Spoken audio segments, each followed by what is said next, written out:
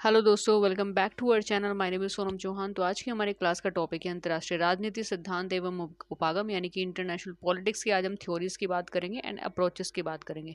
काफ़ी हद तक ही इंपॉर्टेंट टॉपिक है बिकॉज ऑफ स्टार्टिंग में ना किसी भी सब्जेक्ट के दो स्टार्टिंग के जो चैप्टर होते हैं बहुत ज़्यादा इंपॉर्टेंट होते हैं एग्जाम के पॉइंट ऑफ व्यू से।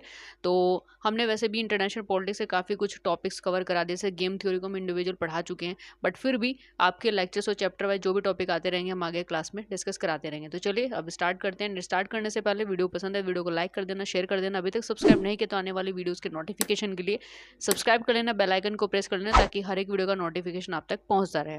एंड इस वीडियो की या जितने भी हमारे लेक्चर्स हैं उनकी पीडीएफ हम टेलीग्राम पर शेयर करते हैं, तो टेलीग्राम चैनल को ज्वाइन कर लेना, नीचे डिस्क्रिप्शन में लिंक मिल जाएगा। तो चलिए स्टार्ट करते हैं। तो सबसे पहले बात करते हैं हम उपागम के बारे में, जो अंतर्राष्ट्रीय राजनीति उनके उपागम के बारे में, या जो बेसिक इन्फॉर्मेशन होती है बेसिकली। तो अंतर्राष्ट्रीय राजनीति के जब हम अध्ययन की बात करते हैं, उसकी स्टडी की बात करते हैं, तो बहुत सारे उपागम की बात की जाती है। सो बेसिकली जो ट्रेडिशनल अप्रोच है वो काफ़ी हद तक इसमें फेमस है। तो जो ट्रेडिशनल अप्रोच है उसको इतिहास की एक ऐसी प्रयोगशाला मानता है। जो इंटरनेशनल रिलेशन है, अगर हम इसमें अप्रोच की बात करते हैं तो traditional approach is the most important. तो प्रयोगशाला मानते हैं जिसमें सार्थक परिणाम निकाले जा सकते हैं, यानी कि जिनका कोई मीनिंग्स होता है, जिनका कोई रिजल्ट होता है, ऐसे रिजल्ट उनमें निकाले जाते हैं। तो there many approach to the study are international politics. The traditional approach consider history as a laboratory from which meaningful result can be extracted. So basically जो पारंपरिक उपागम होते हैं उनके अधीन दो प्रमुख धाराएं होती है जो काफ़ी फेमस है। जब आप अप्रोच को पढ़ते हो तो दो टाइप के अप्रोच आपको स्टडी करने को मिलते हैं, एक यथार्थवाद और एक आदर्शवाद, यानी कि एक रियलिज्म और दूसरा होता है idealism. Under the tradition approach there are two main streams, realism and idealism. तो realism system where a power struggle is the centre of the all international relation. The same idealist system believes in the goodness of individual. तो जब हम यथार्थवाद प्रणाली की बात करती है, यानी कि जो रियलिज्म प्रोसेस है उसकी बात करते हैं, रियलिज्म सिस्टम की बात करते हैं, जहाँ पर जो पावर्स होती है उसके संघर्ष के लिए एक तरीके से मतलब उसमें संघर्ष किया जाता है किस चीज़ के लिए, पावर्स को अचीव करने के लिए। तो रियलिज्म जो प्रणाली होती है, जो प्रोसेस होता है, उसका एक मीनिंग्स में अगर मैं आपको यहाँ पे समझूँ तो पावर को अचीव करने के लिए, पावर के संघर्ष के लिए उसमें सारी चीज़ें स्टडी की जाती है। बट आदर्शवादी जब प्रणाली की बात आती है, जब आइडियलिज्म की बात आती है, तो व्यक्ति की जो अच्छाई होती है उसमें विश्वास करती है, यानी कि बिहेवियर को, इक्वालिटी को, इन सब को उसमें मेन जो केंद्र बिंदु होते हैं, जो मेन पॉइंट होता है वो माना जाता है। और जो भी ये आधार हैं, ठीक है, जिसमें रियलिज्म है, आइडियलिज्म है, न्यू रियलिज्म है, ये काफ़ी इंपॉर्टेंट है। इनको इंडिविजुअल हम आगे लेक्चर में समझने की कोशिश करते हैं। सो बेसिकली सबसे पहले हम बात करेंगे यथार्थवाद यानी कि रियलिज्म की। तो अंतर्राष्ट्रीय संबंधों में, यानी कि जो इंटरनेशनल रिलेशन होते हैं, जब उनके अध्ययन की बात आती है, तो पारंपरिक दृष्टिकोण यानी कि जो ट्रेडिशन अप्रोच होता है, जो ट्रेडिशन डायरेक्शंस होता है, सो बेसिकली उसमें दो प्रणालियां होती हैं, यथार्थवाद और आदर्शवाद, जैसे कि हम स्टार्टिंग में आपको बता ही चुके हैं। तो यथार्थवाद राजनीति को उस रूप से प्रेजेंट करता है, उस स्ट्रक्चर से प्रेजेंट करता है जिसमें घटनाएं घटित होती हैं। सो बेसिकली जो रियलिज्म होता है, there are two main system of traditional approach to the study of international relations, realism and idealism. So realism presented politics in the form in which events occur, यानी कि इसमें बहुत सारी ऐसी घटनाएं होती हैं। तो 18वीं और 19वीं शताब्दियों की जब हम बात करते हैं, तो 18वीं और 19वीं शताब्दी में जो सबसे ज़्यादा प्रचलित था वो रियलिज्म था, यानी कि यथार्थवाद था। उसने द्वितीय विश्व युद्ध के बाद एक नए रूप में अपने आप को प्रेजेंट किया। Realism prevalent in the 18 and 19 centuries was presented in new form after the second world war. ठीक है, अब अगर बात करते हैं आदर्शवादियों की बात, यानी कि आइडियलिज्म की बात, तो आदर्शवादियों का एक दृढ़ मत हमेशा से रहा है कि मौलिक अच्छाई नॉर्मली आपको विनर्स बनाती है और एक ऐसी विश्व व्यवस्था प्रकट करती है। जो आइडियलिज्म की जो धारणा होती है, अगर हम उसको सबसे ज़्यादा स्टडी में लेते हैं, तो एक ऐसी वर्ल्ड सिस्टम ऐसा प्रकट करती है, ऐसा बनाती है, क्रिएट करती है, जिसमें ना युद्ध होगा, ना असमानता, ना अत्याचार। और ये नई विश्व व्यवस्था विवेक, शिक्षा, विज्ञान आदि के द्वारा ये पॉसिबल हो सकती है। ठीक है, अब कहने का मतलब होता है कि भाई जो आइडियलिज्म होता है, so basically on the contrary, the idealist firmly believe that the fundamental goodness of the human psyche will trump. A world order will emerge in which there will be neither war, inequality nor oppressions. यानी कि ये कहे कि अगर हम idealism की धारणा को एक्सेप्ट करते हैं या उसे फॉलो करते हैं, इस तरह के हम समर्थक बनते हैं, तो हम विश्व के आधार पर हम समानता को ज़्यादा क्रिएट कर सकते हैं। हम विश्व शांति जो बेसिकली जो शांति होती है उसको ज़्यादा अच्छी तरीके से क्रिएट कर सकते हैं। ठीक है, तो ये आदर्शवादियों का ऐसा कुछ मानना होता है इंटरनेशनल रिलेशन पे, कि भाई इंटरनेशनल रिलेशन को हम अच्छी तरीके से क्रिएट तभी कर सकते हैं अगर हम आदर्शवादी धारणा को एक्सेप्ट करें। ठीक है, कि भाई हम अपने अंडरस्टैंडिंग से ना आदर्शवादी भाव अंतर्राष्ट्रीय जो संबंध होते हैं उनमें एक ऐसी तस्वीर को प्रेजेंट करता है जिनमें ना तो शक्ति के लिए संघर्ष होगा, ना ही हिंसा के लिए, ना ही अनैतिकता के लिए। मतलब वही है कि भाई ना तो इसमें कोई हिंसा होगी, ना ही कोई वायलेंट मतलब जो वायलेंट एक्टिविटी है वो भी नहीं होगी, कोई लड़ाई झगड़ा नहीं होगा। अगर हम यहाँ पे बात करते हैं नव यथार्थवाद की, यानी कि जिसका दूसरा नाम संरचनात्मक यथार्थवाद है, यानी कि new realism and structural realism. So basically international relation की स्टडी में प्रेजेंट की जो प्रोसेस होता है, जो प्रणाली होती है, पॉलिसीज होती है, उनमें से एक माना जाता है। और इसकी एक ही मतलब एक इसकी पॉलिसी है जो न्यू रियलिज्म है, वो ये मानते हैं कि जिसकी लाठी उसी की भैंस का सिद्धांत, ये इसको सपोर्ट करते हैं। कहने का मतलब होता है जिसके पास सबसे ज़्यादा पावर्स होती है वही राज करता है, वही विश्व विजेता होता है, वही किंग होता है। ठीक है, न्यू रियलिज्म को स्ट्रक्चरल रियलिज्म के नाम से भी जाना जाता है। Is one of the current system of study of international relations. New realism believes that whose stick is his buffaloes, है ना। काफ़ी पुराना ये स्टेटमेंट है और सभी जानते हैं जिसकी लाठी उसी की भैंस का मतलब होता है जिसके पास सबसे ज़्यादा पावर होती है, लोग उसी के आगे झुकते हैं। ठीक है, अब इसे बहुत सारे डायरेक्शन से हम देख सकते हैं, लेकिन हम इंटरनेशनल रिलेशन की हम बात कर रहे हैं कि इंटरनेशनल रिलेशन में जो कंट्री सबसे ज़्यादा पावरफुल, सबसे ज़्यादा डेवलप होगा, उसी के सामने बाकी कंट्री झुकेंगे। ठीक है, अब अगर आगे बात करते हैं हम बिहेवियरल अप्रोच की, यानी कि व्यवहारवादी उपागम की। सो इस उपागम का जो प्रथम दर्शन देखा गया वो 1920 के दशक में देखा गया था। ठीक है, मतलब अगर स्टार्टिंग की बात करते हैं तो व्यवहारवादी जो अप्रोच था वो बेसिकली 1920 से स्टार्ट हुआ। एक अमेरिकी पत्रकार फ्रैंक केंट के नाम से उल्लेख किया जाता है कि जिसने 1928 में अपनी बुक द पॉलिटिकल बिहेवियर में ये प्रकाशित किया था। मतलब व्यवहारवाद की अगर बात करते हैं, the approach first appeared in the 1920। The name of the American journalist Frank Kent is a mention who's a published his book The Political Behavior in 1928। ठीक है, यानी कि इस अप्रोच के बारे में एक जर्नलिस्ट था, अमेरिकन जर्नलिस्ट थे फ्रैंक केंट, उन्होंने इसके बारे में बताया था कि हाँ ये भी एक अप्रोच है इंटरनेशनल रिलेशन में, तो उसको भी हम कैसे यूज़ कर सकते हैं। सो बेसिकली बिहेवियरल अप्रोच को तो हमने और भी सेमेस्टर में पढ़ाया है। इसका मतलब ये होता है कि ये स्टेट की पावर या स्टेट के बिहेवियर को ज़्यादा इंपॉर्टेंस नहीं देता, इसका केंद्र बिंदु ही व्यक्ति होता है, इंडिविजुअल जो मतलब पर्सन होता है ना, व्यक्ति के व्यवहार को ही सबसे ज़्यादा फोकस करता है। मतलब कहने का मतलब ये है कि भाई देश दुनिया में जितनी भी घटनाएं हैं उन पे वो कम फोकस करता है, उन पे ज़्यादा ध्यान ही नहीं देता है। उन घटनाओं की वजह से व्यक्ति जो इफेक्ट हो रहा है, व्यक्ति समूह जो इफेक्ट हो रहा है, उन पे सबसे ज़्यादा ध्यान देता है। तो उसके स्टडी का केंद्र बिंदु भी व्यक्ति ही है, यानी कि बिहेवियर। ठीक है, सो व्यवहारवादी उपागम जिसकी स्टार्टिंग राजनीति के अध्ययन की ट्रेडिशनल अप्रोच के विरुद्ध एक आंदोलन क्रांति के रूप में हुआ, यानी कि जो व्यवहारवादी उपागम है, सो बेसिकली ये पूरा ट्रेडिशनल अप्रोच के अगेंस्ट उन्होंने एक रिवोल्यूशन के नाम से भी इसको जाना जाता है, तो क्रांति के रूप में हुआ। और इन्होंने राजनीति विज्ञान की जो विषय वस्तु है, जो उसका एक सब्जेक्ट है, टाइटल है, और इसकी स्टडी की जो विधि है, उसमें राजनीति विज्ञान क्या है, कैसे है और क्यों है, इस रूप में ढालने का उन्होंने प्रयास किया।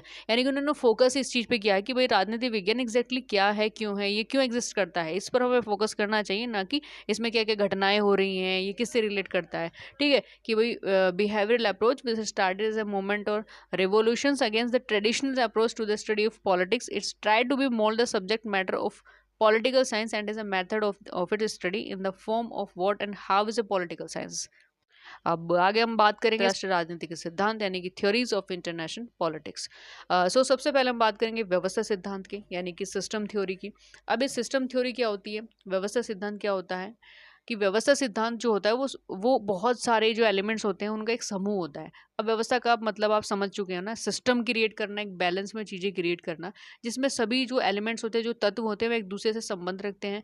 व्यवस्था की दूसरी एक विशेषता खास ये है कि इसकी एक सीमा रेखा होती है, इसकी एक लिमिट होती है, और इसे पर्यावरण से अलग, मतलब इसको बिल्कुल इन्वायरमेंट से बिल्कुल अलग करती है। ठीक है, इसकी अपनी एक इंडिविजुअल सिस्टम होता है, ये किसी से रिलेट नहीं करती, बिल्कुल सेपरेट होती है। So system theories it is a group of different element in which all element are related to each other Its second characteristics is that he has a boundary line which separate it from environment. ठीक है, तो मतलब इसकी एक limitation है, ये अपने आप को सेपरेट अपनी नेचर की वजह से करता है, जिस तरीके का इसका सिस्टम है, जिस तरीके का इसका प्रोसेस है।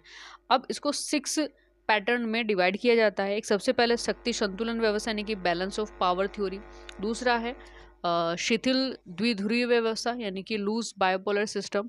फिर दृढ़ द्विध्रुवीय व्यवस्था यानी कि स्ट्रॉन्ग बायोपोलर सिस्टम। और सार्वभौम नियोक्ता व्यवस्था यानी कि universal employer system. And fifth है पद सोपान्य व्यवस्था यानी कि हेरार्किकल सिस्टम। एंड सिक्स है इकाई निषेधाधिकार व्यवस्था यानी कि यूनिट प्रोहिबिशन सिस्टम। तो जो व्यवस्था सिद्धांत है, जो सिस्टम थ्योरी है, सो बेसिकली ये 6 पैटर्न में इसको डिवाइड किया जाता है और हर एक पैटर्न का अपनी अपनी इंपॉर्टेंस होती है। ठीक है, अब आगे हम बात करेंगे दूसरा यानी कि खेल सिद्धांत, गेम थ्योरी। आई होप इसका एक इंडिविजुअल लेक्चर आपने अटेंड कर भी लिया होगा, क्योंकि हमने एक इंडिविजुअल इसको मतलब पढ़ाया भी है कि गेम थ्योरी एग्जैक्टली क्या है और कितने टाइप्स में डिवाइडेड है। ठीक है, वो आपको इसी प्लेलिस्ट में मिल जाएगा, जो आपकी ये प्लेलिस्ट है इंटरनेशनल पॉलिटिक्स वाली, इसी में मिल जाएगा। बट ये हम थ्योरीज इसको इसको इसलिए पढ़ा रहे हैं क्योंकि ये अप्रोच और थ्योरीज के जो चैप्टर है उसी में है, तो ये पढ़ाना बहुत ज़्यादा इंपॉर्टेंट हो जाता है कि भाई कितने टाइप्स में डिवाइडेड है ये थ्योरीज, इंटरनेशनल जो थ्योरीज हैं। ठीक है, सो जब हम खेल सिद्धांत की बात करते हैं, गेम थ्योरी की बात करते हैं, तो ये सिद्धांत विश्व राजनीतिक अध्ययन के लिए एक प्रतिमान प्रदान करने की कोशिश करता है, खास करके एक अत्यंत प्रतियोगी माहौल में जहाँ की फैसला लेना बहुत मुश्किल होगा। और ऐसा इसलिए क्योंकि विभिन्न जो एक्टर्स होते हैं, जो कर्ता होते हैं, जिसमें काम करते हैं, एक्टिविटी करते हैं, उनके बारे में अनुमान लगाना यहाँ पे संभव नहीं है। तो नॉर्मली इसमें संभावनाओं पर आधारित चीज़ें नहीं होती है। ठीक है, अब game theory seeks to provide a model for the study of world politics specially in the highly competitive environment. मतलब बहुत ज़्यादा कंपटीशन का इन्वायरमेंट रहता है, तो ऐसे में where decision are difficult is happen because it is not possible to make prediction about different actor. तो इसमें जितने भी कर्ता मतलब जितने भी इस थ्योरी से जुड़े हुए हैं, ठीक है, अब इसमें उनके बारे में अनुमान लगाना कि कौन करता है, यानी कि जितने भी एक्टर्स हैं, जितनी भी मतलब आप कंट्री ले सकते हो कि कौन कौन कंट्री किस तरीके से रिएक्ट करेगा, इज़ नॉट पॉसिबल। और इस गेम थ्योरी में दो तरीके के गेम्स यहाँ पर मतलब डिस्क्राइब किए जाते हैं। एक है चिकन गेम यानी कि मुर्गा खेल, और दूसरा है प्रिजनर डिलेमा यानी कि दूधा खेल। इसके बारे में हमने उस लेक्चर में बताया हुआ है। अगर हम बात करें संप्रेषण सिद्धांत यानी कि कम्युनिकेशन थ्योरी, सो बेसिकली आजकल देखा जाता है कि भाई अंतर्राष्ट्रीय राजनीति में जो कम्युनिकेशन थ्योरी है उसकी काफ़ी हद तक मतलब चर्चाएं होती हैं, बहुत इंपॉर्टेंट भी वो माना जाता है। और इसी को संप्रेषण सिद्धांत कहा जाता है, जहाँ पे चर्चाएं होती है, कम्युनिकेट किया जाता है। ठीक है, and nowadays communication theories and mainly discussing international politics, it is a called communication theories and look at the usefulness of operation and adjustment process for the achieving certain goal and politics in the sense in which communication run faster toward the target. मतलब ये सिद्धांत जो होता है, ये communications जो theories होती है, सो बेसिकली ये पॉलिटिक्स में कुछ टारगेट को अचीव करने के लिए पूरी व्यवस्था को इस तरीके से बनाती है ताकि वो जल्दी से जल्दी टारगेट को अचीव कर सके। और जो संप्रेषण होता है, जो कम्युनिकेशन होती है, उसको भी बहुत स्पीडली वो आगे लेकर के जाए। ठीक है, यानी कि कम्युनिकेट, अब कहने का मतलब है कि भाई अगर इंटरनेशनल रिलेशन पे सबसे ज़्यादा अगर कम्युनिकेट होगा दो देशों के बीच में या किसी भी दो से अधिक देशों के बीच में, तो ज़्यादा अच्छे तरीके से चीज़ें क्लियर आउट होंगी। इंटरनेशनल रिलेशन में कम्युनिकेशन थ्योरी का भी अपना महत्व होता है। ठीक है, अब इसके बाद नेक्स्ट हम बात करेंगे निर्णय निर्मात्र सिद्धांत यानी कि डिसीजन मेकिंग थ्योरी। जैसा कि इसका नाम है वैसे ही इसके काम है। तो इस सिद्धांत को सबसे पहले H.A. साइमन ने लोकप्रिय बनाया, यानी कि पहले से था लेकिन सबसे फेमस जो बनाने वाले थिंकर थे वो H.A. साइमन थे। और उसके बाद Harold Lasswell, Harold sprout, Richard Snyder और अन्य विद्वानों ने भी इसको सपोर्ट किया। तो निर्णयों के संबंध में अगर हम डिसीजन के पर्सपेक्टिव से देखते हैं, तो पॉलिटिकल एक्टिविटी या जो राजनीतिक प्रक्रियाएं होती हैं उनकी एनालिसिस करने की कोशिश करता है। ठीक है, मतलब डिसीजन मेकिंग का मतलब ये होता है कि डिसीजन लेने से पहले थोड़ा सा एनालिसिस कर लिया जाए। तो उसमें खास बात क्या है कि इसके विभिन्न समर्थक अलग अलग जितनी भी लिमिटेशन होती है, जो रेखाएं होती हैं, प्रक्रिया होती है, उन पर ध्यान केंद्रित करते हैं, उन पर सबसे फोकस करते हैं, जिनके माध्यम से निर्णय ले जाते हैं। अब जिस तरीके के ये डिसीजन मेकिंग थ्योरीज, इसका मतलब ये होता है कि इसमें डिसीजन को लेते समय बहुत ज़्यादा ध्यान रखा जाता है, बहुत ज़्यादा फोकस किया जाता है। So this theory was a first popularized by the H.N. Simon and later supported by the Harold Loswell, Harold Sprout, Sander, and the scholar. The peak clarity of his approach is that is a different proponents focus on different line and process through which decision are taken। ठीक है, तो ये जो theory है इसमें सिर्फ और सिर्फ डिसीजन लेने पर ही सबसे ज़्यादा ध्यान दिया जाता है कि जब भी डिसीजन लिया जाए वो बहुत तरीके से लिया जाए और वो बिल्कुल राइट हो और वो सही, मतलब उस पर बिल्कुल फोकस किया जाता है। ठीक है, तो ये थ्योरीज इंटरनेशनल रिलेशन से ही रिलेट करती है। अब आगे हम बात करेंगे शीत युद्धोत्तर काल में उपजे कुछ अन्य सिद्धांत, some other theories born in past cold war period. तो ऐसे में बहुत सारे सिद्धांत वर्ल्ड वॉर के दौरान क्रिएट हुए, लेकिन सबसे फेमस जो सिद्धांत था वो था फेमिनिस्ट थ्योरी यानी कि महिलावादी सिद्धांत। इसके अलावा इसमें बहुत सारे सिद्धांत हैं, लेकिन जो इंपॉर्टेंट है आपके एग्जाम के पॉइंट ऑफ व्यू से वो फेमिनिस्ट थ्योरी है। जैसे कि नाम से ही क्लियर है कि ये एक हाल ही में यह एक हाल ही का लेकिन बहुत ज़्यादा प्रभावी दृष्टिकोण रहा है। इस दृष्टिकोण यानी कि इस डायरेक्शन की ये मान्यता है कि अगर अंतर्राष्ट्रीय संबंध में यानी कि इंटरनेशनल रिलेशन में अगर सही तरीके से सिस्टम को क्रिएट करना है, सही बैलेंस में लेकर के चलना है, तो वुमेन्स की भी पार्टिसिपेशन बहुत ही ज़्यादा ज़रूरी है। ठीक है, फेमिनिस्ट होने का मतलब इक्वालिटी से होता है कि हर एक क्षेत्र में उन्हें मतलब एक इक्वालिटी मिले। तो यह है कि अगर विधिक तरीकों से महिलाओं को राजनीति में उचित भागीदारी दे दी जाए तो अंतर्राष्ट्रीय संबंध और अधिक संतुलित और प्रभावी हो जाएंगे। ठीक है, इसमें भी दो तरीके के डायरेक्शन में डिवाइड हुआ। एक उदारवादी महिलाएं थी यानी कि लिबरल फेमिनिस्ट थी, उनका विश्वास है कि शिक्षा और अंतर्राष्ट्रीय परिवर्तनकारी जो दबाव होंगे उनके जरिए अपेक्षित लक्ष्यों को हम प्राप्त कर सकते हैं। वहीं दूसरी तरफ थोड़ी सी अग्रेसिव फेमिनिस्ट है यानी कि उग्र महिलावादी हैं, वो सोचती हैं कि पूंजीवाद ही लिंग असमानता का प्रमुख कारण है। ठीक है, जो कैपिटलिस्ट है वही एक मेन रीजन है जो जेंडर इनइक्वालिटी होती है।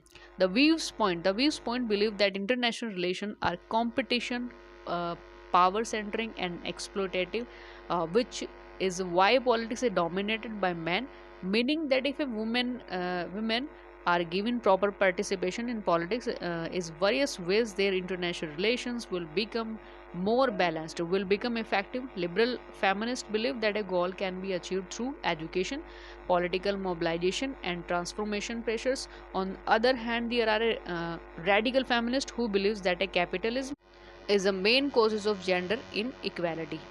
ओके, तो महिलावादी सिद्धांत का मतलब फेमिनिस्ट थ्योरी को बहुत सिंपल शब्दों में अगर यहाँ पे एक्सप्लेन करूँ मैं तो इसका मतलब यही है कि जिस तरीके से इंटरनेशनल रिलेशन में मेंस की भूमिका है, पॉलिटिक्स में मेंस की भूमिका है, उसी तरीके से वुमेन्स भी पार्टिसिपेशन करें तो ज़्यादा अच्छे तरीके से हम मतलब इंटरनेशनल लेवल पर हम जो जेंडर इक्वालिटी है उसको एक तरीके से प्रेजेंट भी कर पाएंगे। और जो छोटी छोटी समस्याएं होती हैं फेमिनिस्ट को लेकर के या फिर अनइक्वालिटी को लेकर के या जो सोसाइटी में महिला और पुरुष की जो समानताएं हैं उनकी राइट्स को लेकर के जो भी हैं उसको सही तरीके से क्लियर आउट करेंगे, क्योंकि इंटरनेशनल लेवल पर एक इक्वालिटी होगी तो बाकी जो चीज़ें होती हैं उसको एक मैसेज जाता है। ठीक है, तो आई होप ये लेक्चर आपको क्लियर आउट हो चुका होगा। थ्योरीज का लेक्चर है, अप्रोच का लेक्चर है, एकदम से समझ में नहीं आएगा, लेकिन कोशिश करना कि 1 या 2 बार वीडियोस को अटेंड ज़रूर करो। एक बार में जज मत करो कि देख करके हाँ समझ नहीं आया फिर कमेंट में कर दो कि हमारे तो समझ में नहीं आया। सो 1-2 बार ज़रूर देखो और समझने की कोशिश करो। थोड़ा सा स्टार्टिंग के 1-2 चैप्टर आपको क्रिटिकल लग सकते हैं, बट इतने भी नहीं है कि 1-2 बार देखने पे आप समझना हो, क्योंकि आप ग्रेजुएशन में आ चुके हो और ग्रेजुएशन में समझना, अंडरस्टैंडिंग लेवल को ग्रो करना is very important. So make sure video lecture आपको पसंद है तो फटाफट से लाइक कर दो, शेयर कर दो, और अभी तक सब्सक्राइब नहीं किया तो सब्सक्राइब कर लेना, बेल आइकन को प्रेस कर लेना ताकि हर एक वीडियो का नोटिफिकेशन आप तक पहुंचता रहे। तो चलिए मिलते हैं नेक्स्ट इन्फॉर्मेशन के साथ में नेक्स्ट वीडियो में, तब तक के लिए जय हिंद जय भारत।